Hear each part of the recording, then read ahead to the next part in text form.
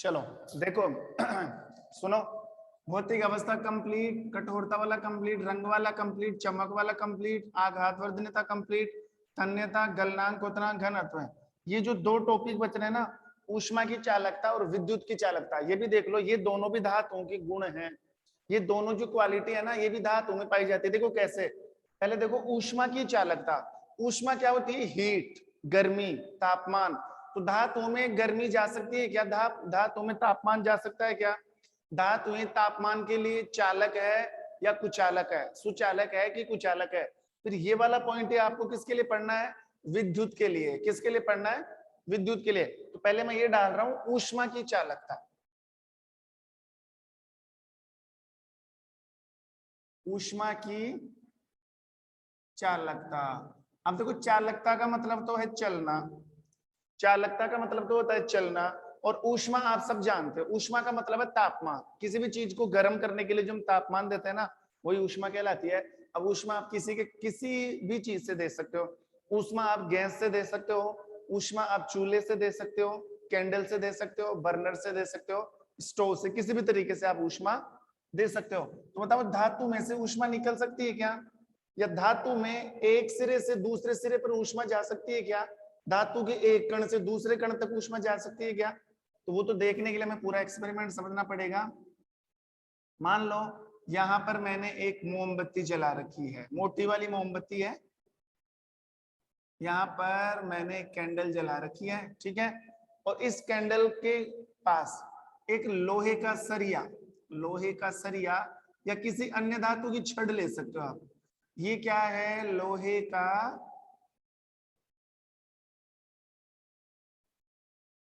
सरिया। क्या ये? लोहे का सरिया। अब आप देखो, इस लोहे के सरिये को इधर से हमने पकड़ रखा है, इधर से इस लोहे को सरिये को इधर से हमने पकड़ रखा है, और लोहे के सरिये का जो दूसरा मुंह है ना, वो कहां पर है? वो मोमबत्ती की ज्वाला के अंदर है। कहां पर है? जैसे मान लो यहाँ पर मोमबत्ती जला रखी है, और इस मार्कर को आप लोहे का सरिया समझ सकते हो, इसको मैं ऐसे जला रहा हूं। बताओ, क्या हमारे हाथ तक ऊष्मा पहुंच जाएगी क्या? क्या हमारा हाथ जल सकता है क्या? बताओ, यस क्या हमारे हाथ तक ऊष्मा पहुंच सकती है क्या? गरिमा, प्रिंस? Yes sir. बिल्कुल पूछ सकते हैं। क्यों? क्योंकि ये जो लोहा है वो धातु है। लोहा क्या है? धातु है। अब समझना आप हर चीज को, धातु है, और धातु कौन सी अवस्था में पाई जाती है? ठोस अवस्था में। धातु कौन सी अवस्था में होती है? ठोस। और ठोस अवस्था की जो कण होते हैं ना, बिल्कुल पास पास ऐसे, ये दूसरा कण, ये तीसरा कण, ये चौथा कण, ये पांचवा, ये छठवां कण, सातवां, आठवां, नौवां, 10वां, 11वां, 12वां, ऐसे। लोहा ठोस है, लोहा धातु भी है, धातु के साथ साथ लोहा ठोस है, और धातुओं के जो पार्टिकल होते हैं, धातुओं के जो कण होते हैं, वो जस्ट पास पास होते हैं। तो लोहा एक प्रकार की धातु है, इसके कण पास पास होते हैं क्योंकि ये ठोस है। अब इसके सारे कण टच है। अब देखो, लोहे को जैसे ही गर्म करोगे ना, लोहे के एक सिरे को जैसे ही मोमबत्ती के पास लेके जाओगे, सबसे पहले ऊष्मा किसको मिलेगी? इस वाले कण को। सबसे पहले गर्मी इसके पास आएगी। अब ये वाला कण ऊष्मा किसको देगा? इसको। ये वाला किसको देगा? इसको। ये वाला इसको, ये वाला इसको, ये वाला इसको, ऐसे। और ये ऊष्मा आगे से आगे कणों के माध्यम से चलती रहेगी। तो बताओ, ऊष्मा कहां तक पहुंच चुकी है? ऊष्मा पहुंच चुकी है यहां तक। अगर मैं इसको थोड़ा सा बड़ा बनाऊं, देखो, एक कण ये रहा, दूसरा कण ये रहा, तीसरा कण ये रहा, चौथा कण ये रहा, पांचवा कण ये रहा। तो सबसे पहले गर्मी इस वाले कण को मिलेगी। लोहे का जो सरिया आपने लगा रखा है मोमबत्ती के अंदर, सबसे पहले इस वाले कण को ऊष्मा मिलेगी यहाँ पर। अब इस वाले कण ने ऊष्मा किसको दे दी? इसको। इस वाले कण ने ऊष्मा किसको दे दी? इसको। इस वाले कण ने ऊष्मा इसको दे दी, इस वाले कण ने ऊष्मा इसको दे दी। तो हम कह सकते हैं कि जो लोहा है वो एक प्रकार की धातु है, और धातुओं में ऊष्मा का चालन हो सकता है। धातुओं में ऊष्मा जा सकती है, बिल्कुल। जो मेटल्स है उनके अंदर हीट ट्रांसफर कर सकती है, ऊष्मा आराम से निकल कर आगे जा सकती है। इसका रीजन क्या दोगे? इसका रीजन यही है कि आप ये बोलोगे कि सर, धातु ठोस अवस्था में पाई जाती है, और ठोसों के कण बिल्कुल जस्ट पास पास में होते हैं। तो एक कण के पास अगर ऊष्मा आएगी, तो वो अपनी ऊष्मा को दूसरे कण को ट्रांसफर कर देगा। दूसरा कण क्या करेगा? तीसरे को ट्रांसफर करेगा। तीसरा क्या कर देगा? चौथे को ट्रांसफर कर देगा, चौथा किसको कर देगा, पांचवे का। ऐसे करते करते करते करते बताओ ऊष्मा कहां पर पहुंच गई, इस हाथ तक पहुंच गई और हमारा हाथ जल जाएगा। हम लोहे के सरिये को चूल्हे में पकड़ के नहीं रख सकते क्योंकि धीरे धीरे ऊष्मा हमारे हाथ तक पहुंच सकती है, हमारा हाथ जल सकता है। तो धातु में ऊष्मा का चालन होता है। एक चीज नोट करना, अगर मैं बात करूं हमारे घर की, तो बताओ हमारे घर के अंदर जो चाय बनाने का बर्तन होता है, चाय बनाने का बर्तन, ठीक है, जिसको हम क्या बोलते हैं, भगोनी, भगोना, कुछ भी बोल सकते हो। तो जो चाय बनाने वाला बर्तन होता है ना, ऐसे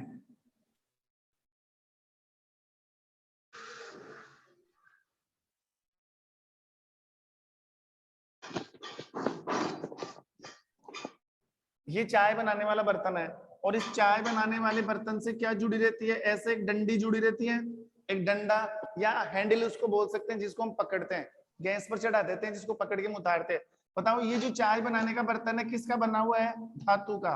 ये जो इसका हैंडल है, इसका जो हैंडल है वो भी किसका बना हुआ है, धातु का। तो हम इसको नहीं पकड़ सकते क्योंकि यहाँ पर आप इसको जलाओगे तो नीचे से तो आग निकलेगी गैस की, आग किसके पास जाएगी, इस भगुनी के पास, और इसके तो सारे कण आपस में जुड़ रहे हैं ऐसे, तो धीरे धीरे ये ऊष्मा कहां तक पहुंचेगी, यहाँ तक, फिर हमारा हाथ तो नहीं जलता। बताओ क्यों नहीं जलता, बोलो हिमांशी।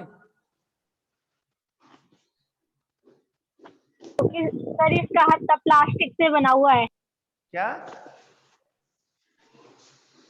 ये हैंडल प्लास्टिक का बना हुआ है, देखो इधर, ओके। आप हैंडल प्लास्टिक का नहीं बना हुआ, लेकिन जहां से हम पकड़ते हैं ना, आप नोटिस करना, चाय बनाने का जो बर्तन आता है ना, जहां से हम पकड़ते हैं उस हैंडल को, उसके ऊपर एक काले रंग का आवरण चढ़ा होता है। बताओ चढ़ा होता है कि नहीं होता, एक काले रंग की परत चढ़ी होती है वहां पर, हाँ कि ना, यहाँ पर एक काले रंग की परत चढ़ी होती है, और वो काले रंग की परत कौन सी होती है, प्लास्टिक। कौन सी परत है, प्लास्टिक। बताओ कौन सी प्लास्टिक, आप लोगों ने पढ़ लिया ये। प्लास्टिक दो टाइप की बताई थी मैंने, थर्मोप्लास्टिक, थर्मोसेटिंग प्लास्टिक। कौन सी प्लास्टिक है ये, थर्मोप्लास्टिक। जोर से बोलो बेटा, थर्मोप्लास्टिक। थर्मोप्लास्टिक तो हो ही नहीं सकती, पागल हो, थर्मोप्लास्टिक नहीं है, थर्मोसेटिंग प्लास्टिक। थर्मोसेटिंग प्लास्टिक है, प्लास्टिक। लेकिन कौन सी, एग्जाम्पल दो। इसका मतलब आप पढ़ाई नहीं कर रहे, जवाब क्यों नहीं आ रहा, बेकालाइट। हाँ, बेकालाइट। बेकेलाइट। यहाँ पर जो प्लास्टिक का आवरण चढ़ा होता है वो कौन सी प्लास्टिक है, बेकेलाइट। कौन सी प्लास्टिक का आवरण चढ़ा होता है, बेकेलाइट। तो जहां से हम हैंडल को पकड़ते हैं ना, वो प्लास्टिक है, और प्लास्टिक में ऊष्मा का चालन नहीं होता। प्लास्टिक ऊष्मा की कुचालक होती है, उसमें से ऊष्मा नहीं निकल सकती। क्यों, क्योंकि प्लास्टिक अधातु है। जबकि ऊष्मा चलने का, ऊष्मा का निकलने का, ऊष्मा का ट्रांसफर होने का गुण ओनली ऑन किस में पाया जाता है, बताओ, सिर्फ और सिर्फ धातुओं के अंदर, सिर्फ और सिर्फ किसके अंदर, धातुओं के अंदर। चलो आपको एक और एग्जाम्पल मैं देता हूं, अच्छा सा एग्जाम्पल। जो सब्जी बनाने का बर्तन होता है हमारे घर के अंदर, हमारे किचन के अंदर जो सब्जी बनाने का बर्तन आता है, ठीक है, तो उस सब्जी बनाने के बर्तन के नीचे देखना आप, सब्जी बनाने वाला जो बर्तन होता है ना, उस भगोनी के जस्ट नीचे देखना, एक रेड कलर की परत चढ़ी होती है, लाल रंग की परत, ऐसे देखो,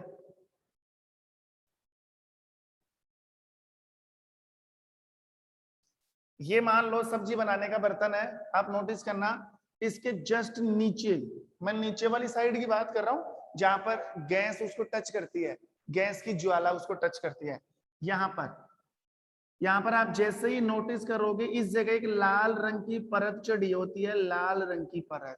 कौन सी परत,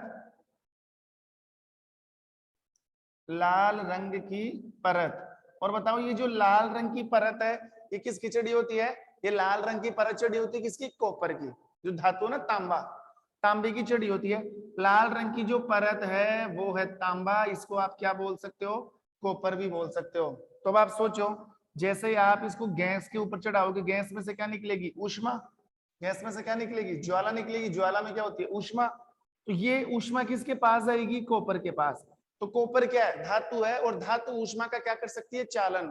तो ये इसीलिए, ये परत इसीलिए चढ़ाई जाती है ताकि ये धातु इस ऊष्मा को जल्दी से जल्दी पकड़ ले और इस बर्तन के अंदर जो खाद्य पदार्थ पक रहा है उस तक पहुंचा दे और हमारी जो खाद्य सामग्री है वो जल्दी से पक जाए। मान लो इसके अंदर आपको इसके अंदर मान लो आलू उबाल रहे हो या पानी गर्म कर रहे हो, तो आलूओं तक ऊष्मा जानी चाहिए ना जल्दी से। और हम क्या करते हैं, जैसे मान लो ये लाल रंग की परत यहाँ पर नहीं है, ये नॉर्मल भगोनी है, ऐसे मान लो ये नॉर्मल नॉर्मल बर्तन है, इसके ऊपर लाल रंग की परत नहीं है। अब आप इसको गर्म करोगे ना तो पहले तो ये बर्तन गर्म होगा और उसमें काफी टाइम लग जाएगा और कितनी गैस खर्च हो जाएगी हमारी, क्योंकि जो बर्तन है ना, बर्तन किसका बना होता है, स्टील का। बर्तन किसका बना होता है, स्टील का। और स्टील अकेली धातु नहीं है, स्टील मिश्र धातु है। स्टील बहुत सारी धातुओं से मिलकर बनी हुई है जिसमें ऊष्मा का चालन बहुत कम होता है, इतना नहीं होता, ऊष्मा का चालन कम होता है। तो मान लो ये स्टील का बर्तन है, जैसे ही ऊष्मा इस तक पहुंचेगी तो बहुत टाइम लग जाएगा, बहुत टाइम से तो ये बर्तन गर्म होगा और बहुत ज्यादा टाइम के बाद ये ऊष्मा इन आलूओं तक पहुंचेगी, तो काफी टाइम लग जाएगा आलूओं को गर्म होने में। अगर आप चाहते हो कि हमारा काम फटाफट हो, जल्दी जल्दी हमारा काम हो, तो इस बर्तन के नीचे एक लाल रंग की परत चढ़ा दी जाती है। बर्तन के नीचे लाल रंग की परत चढ़ा दी जाती है और वो जो लाल रंग की परत है वो किसकी होती है, तांबे की। किसकी परत होती है, तांबे की। तो जैसे ही आप इसको गर्म करोगे, जैसे ही आप इसको क्या करोगे, गर्म करोगे, तो ये ऊष्मा सबसे पहले पहुंचेगी कॉपर तक। कॉपर धातु है, अकेली धातु है, जो ऊष्मा का चालन बहुत जल्दी करेगा और ये फटाफट इस ऊष्मा को किस तक पहुंचा देता है, खाद्य सामग्री तक। तो ध्यान रखना, आजकल के जो बर्तन आते हैं ना, उनके नीचे लाल रंग की कॉपर की परत चढ़ी होती है।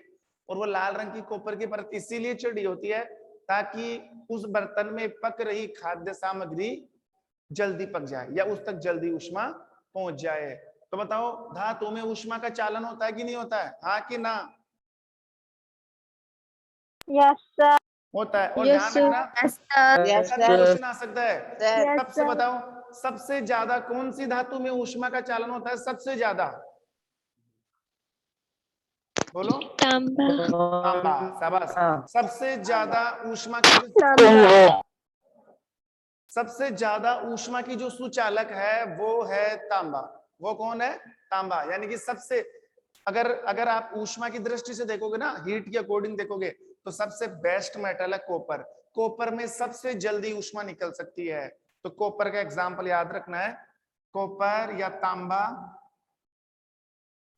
कॉपर या तांबा ऊष्मा की सबसे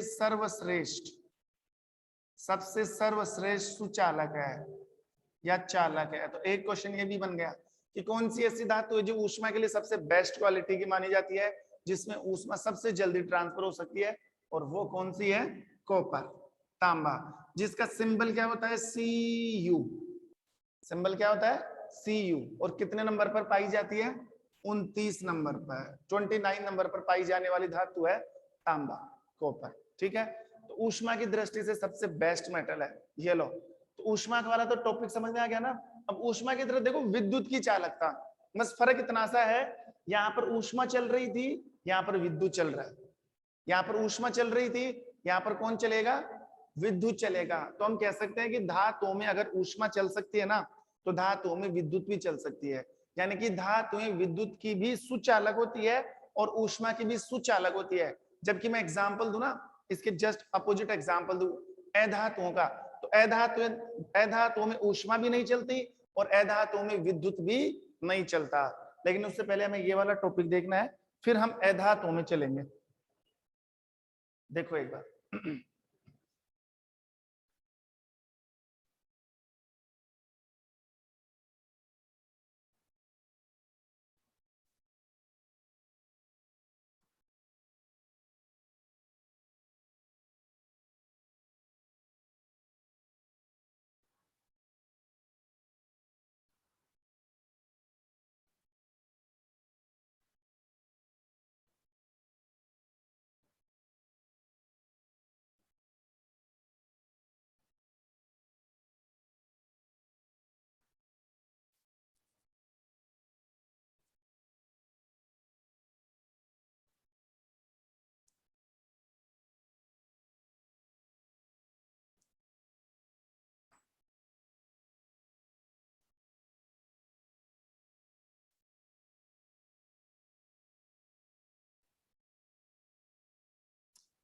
ये मिट नहीं रहा।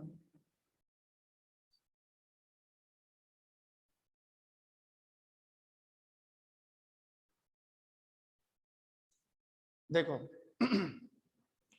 लास्ट का टॉपिक कौन सा बच रहा है? विद्युत की चालकता। लास्ट वाला कौन सा है?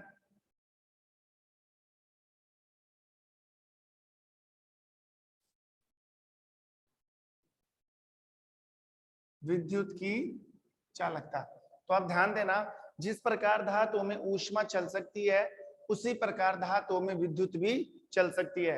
यानी कि धातुएं ऊष्मा की चालकता प्रदर्शित करती है तो धातुएं विद्युत की भी चालकता प्रदर्शित करती है। दो शब्द आते हैं, एक तो सुचालक, एक कुचालक। एक तो सुचालक, एक कुचालक। सुचालक का मतलब होता है जिसमें करंट जा सकता है, जिसमें ऊष्मा जा सकती है।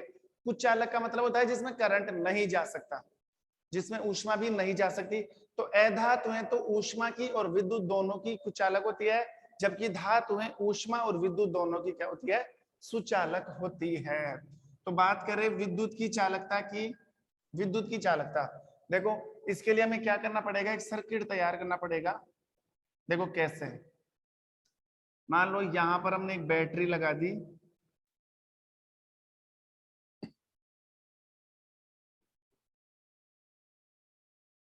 यहां पर एक बल्ब लगा दिया,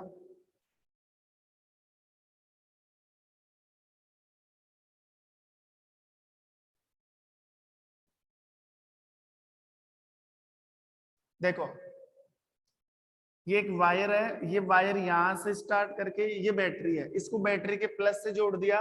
ये दूसरा वायर है, इसके बैटरी को माइनस से जोड़ दिया। और यहाँ पर हमने क्या लगा रखा है? बल्ब। क्या लगा रखा है? बल्ब। लेकिन इन दोनों पॉइंट के बीच में खाली जगह छोड़ रखी है मैंने। इन दोनों पॉइंट्स के बीच में क्या है? खाली जगह है। यहाँ पर हम अलग अलग चीज रख के देखेंगे। मान लो ये जो दोनों पॉइंट दिख रहे हैं ना, यहाँ पर मैंने एक लकड़ी का टुकड़ा रख दिया, इन दोनों के बीच में एक लकड़ी का टुकड़ा जोड़ दिया। बताओ बल्ब जलेगा कि नहीं जलेगा? नहीं जलेगा। नहीं जलेगा। क्यों? क्योंकि लकड़ी अधातु है। लकड़ी क्या है? अधातु है। तो सोचो, करंट हमेशा प्लस से माइनस चलता है, तो यहां से करंट आया, इधर करंट आ गया, तो करंट अब लकड़ी में से नहीं निकल सकता। अगर लकड़ी में से करंट निकल जाता ना तो बल्ब तक पहुंच जाता, बल्ब जल जाता, लेकिन लकड़ी करंट शो ही नहीं करती, क्योंकि लकड़ी क्या है? अधातु। लकड़ी क्या है? अधातु। चलो ठीक है, मान लो इस लकड़ी को मैं यहाँ से हटा दूं और लकड़ी की जगह मैं एक पॉलीथीन की थैली रख दूं यहाँ पे। अब बताओ बल्ब जलेगा कि नहीं जलेगा? नहीं जलेगा। नहीं जलेगा। क्यों? क्योंकि ये प्लास्टिक है और प्लास्टिक में करंट नहीं जाता। चलो ठीक है, मान लो यहाँ पर मैंने एक लोहे का टुकड़ा रख दिया। अब जलेगा। जलेगा। जलेगा जलेगा। यहाँ पे लोहा रख जलेगा दिया, तो सर। बताओ अब बल्ब जलेगा कि नहीं? बिल्कुल जलेगा। क्यों? क्योंकि धातुओं में करंट पास हो सकता है, जलेगा सर। धातुओं में से करंट जा सकता है, उसमें करंट चल सकता है। धातुएं विद्युत की क्या होती है? सुचालक, जबकि अधातुएं विद्युत की क्या होती है? कुचालक। अच्छा ठीक है, एक चीज नोटिस करना आप लोग, यहाँ पर पहले मैंने एक लोहे का टुकड़ा रखा, फिर मैंने यहाँ पर एक चांदी का टुकड़ा रखा, फिर मैंने यहाँ पर एक कॉपर का टुकड़ा रखा। तीन धातुओं के टुकड़े रख दिए।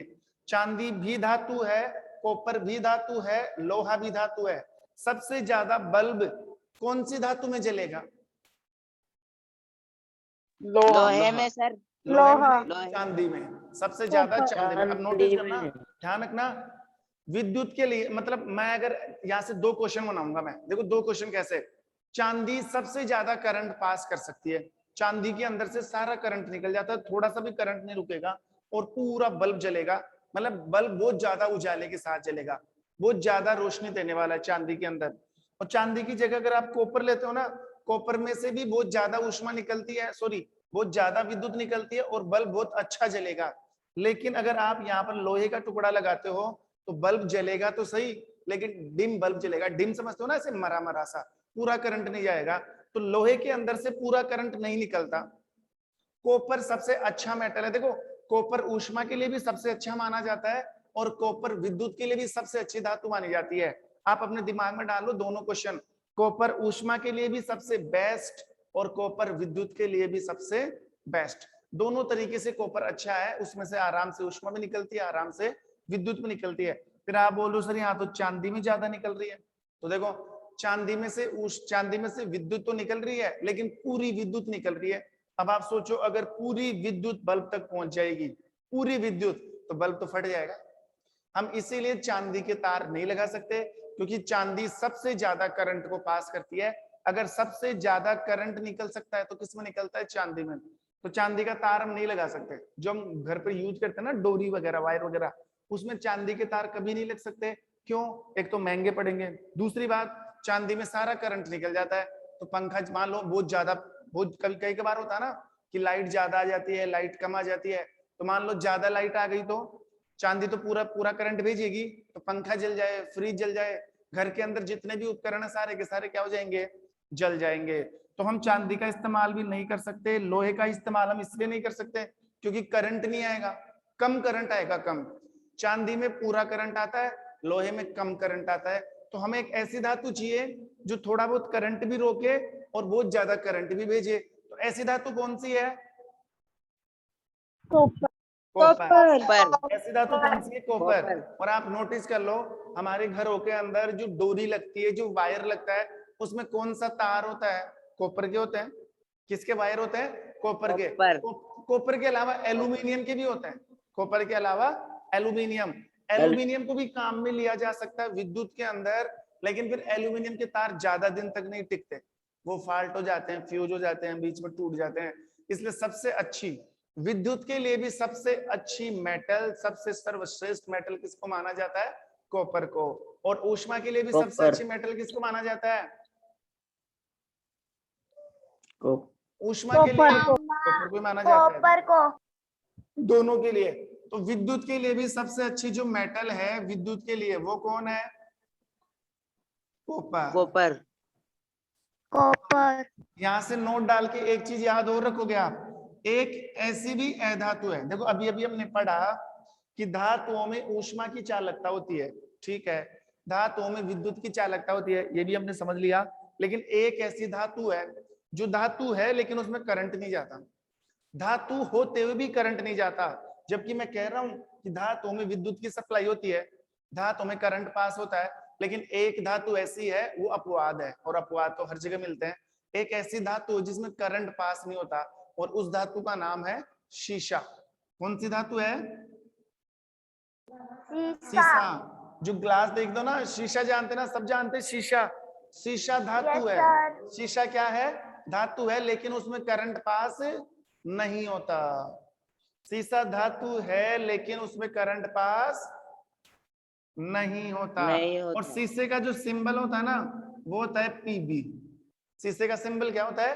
पीबी। लेड बोलते हैं इसको साइंस की भाषा में, लेड, शीशा, लेड, ठीक है। और इसका सिंबल क्या है?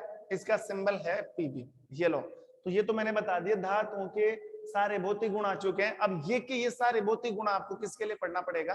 अधातुओं के लिए। किसके लिए पढ़ना पड़ेगा? अधातुओं के लिए, ठीक है। अधातुओं के लिए चालू करते हैं सारे पॉइंट।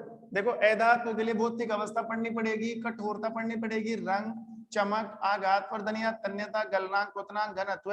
लेकिन अधातुओं में ज्यादा जोर नहीं आएगा, क्योंकि इन शब्दों का मतलब समझा दिया मैंने तुम्हें कि गलनांक, क्वथनांक क्या होता है, घनत्व क्या है, आघात, वर्धनीयता क्या है, तन्यता क्या है। अधातुओं के लिए सिर्फ आपको इतना सा ध्यान रखना है, सिर्फ आपको इतना सा, अधातुओं में ये पाए जाते हैं कि नहीं पाए जाते हैं। जैसे मैं तुमसे पूछूं कि अधातुओं में चमक होती है कि नहीं होती है? अधातुओं में आघात, वर्धनीयता पाया जाता है कि नहीं पाया जाता? अधातुओं में तन्यता होती है कि नहीं होती है?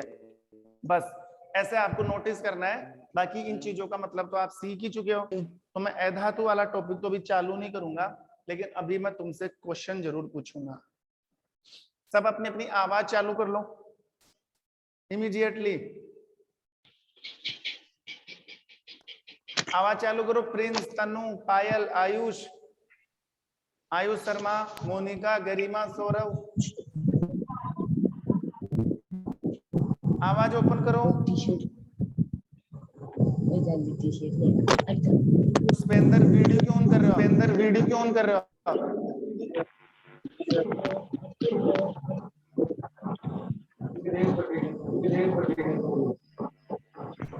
ठीक है, सबसे पहला क्वेश्चन है सोनू खोकर के लिए, सोनू खोकर के लिए, ठीक है।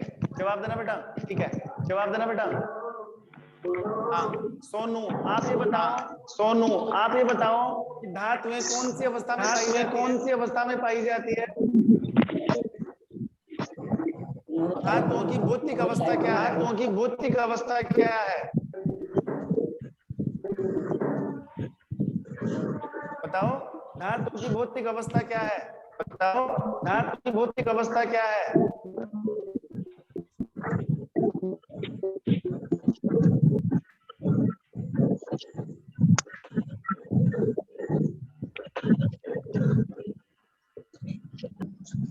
बताओ अंशिका आप बताओ धातुओं की भौतिक अवस्था। ठोस। ठोस होती है। कोई ऐसे भी धातु है क्या जो गैस अवस्था में पाई जाती है?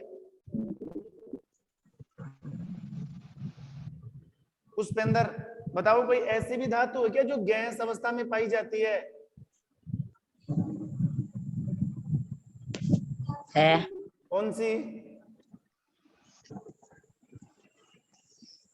अरे गैस अवस्था में धातु, इधर देखो इधर, गैस अवस्था में धातु नहीं पाई जाती। एक भी धातु गैस अवस्था में नहीं है। एक धातु है जो द्रव अवस्था में पाई जाती है और उस धातु का नाम बताइए तनु।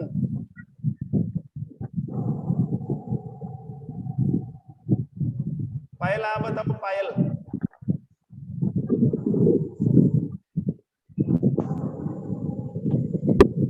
रिमा गलनांक। नहीं, कौन सी धातु ऐसी है जो द्रव अवस्था में पाई जाती है? बताइए मानसी बता। मरकरी। मरकरी। पारा। एक ही धातु ऐसी है जो द्रव अवस्था में पाई जाती है। हाँ कीर्ति, कीर्ति आप बताओ धातुओं का रंग कैसा होता है? सर पता ही नहीं, मैंने तो क्लास नहीं ली थी क्या? अंजलि मीना आप बताओ धातुओं का रंग कैसा होता है? Sir grey. ग्रे कलर का होता है। ठीक है अंजलि आपको ही जवाब देना है। आप ही बताओ तन्यता किसे कहते हैं? तन्यता। क्या सर? तन्यता, तन्यता ये वाला पॉइंट। किसी धातु को पीट पीट कर लंबे लंबे लंबे तार निकाल कर तन्यता कहलाता है। Very good. जैसे अच्छा आप ये बता सकते हो कि एल्यूमिनियम। सबसे ज्यादा तन्य धातु कौन सी है? सबसे ज्यादा तन्य धातु एल्यूमिनियम। ना सबसे लंबे तार किसके निकाल सकते हैं? सोना। सोना। 10 ग्राम सोने से कितना लंबा तार? 2 किलोमीटर। Very good 2 kilometre. तो देखो धातुओं के भौतिक गुण तो कंप्लीट करवा दिए और कल मैं अधातुओं जब भी क्लास होगी आपकी, कल से मतलब परसों, तो पहले आपको चालू करवाया जाएगा अधातुओं के भौतिक गुण, अधातुओं के भौतिक गुण। और जैसे ही अधातुओं के भौतिक गुण कंप्लीट हो जाएंगे फिर नेक्स्ट टॉपिक चालू हो जाएगा और जो नेक्स्ट टॉपिक होगा वो होगा धातुओं के रासायनिक गुण। धातुओं के रासायनिक गुण। कुल मिलाकर मैं ये कह सकता हूं कि 3 क्लास के अंदर आपका ये चैप्टर क्या हो जाएगा? कंप्लीट हो जाएगा। चलो ठीक है, मिलते हैं नेक्स्ट क्लास में अधातुओं के भौतिक गुणों के साथ। तब तक के लिए thank you, have a nice day. Same to you.